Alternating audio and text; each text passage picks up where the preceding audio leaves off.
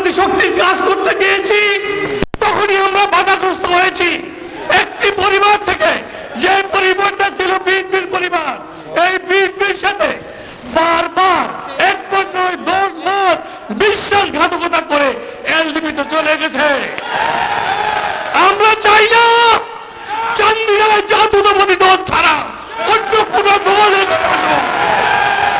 আজকে আমি আপনাদেরকে বলে দিতে চাই, বিগত দিনে আমরা যেমনি ভাবে ঐক্যবদ্ধ ছিলাম, এখনো আছি, ভবিষ্যতে কি শাওনের নেতৃত্বে আপনারা ঐক্যবদ্ধ আছেন? যদি ঐক্যবদ্ধ থাকেন, আসুন দলবন্ধের বিশেষে এই জাতীয়তাবাদী শক্তিকে একত্রিত করে আজকের এই নেতাদেরকে দেখিয়ে দিতে চাই চান্দিনায় শাওনের ব্যতিক্রম আর অন্য কেউ নেই।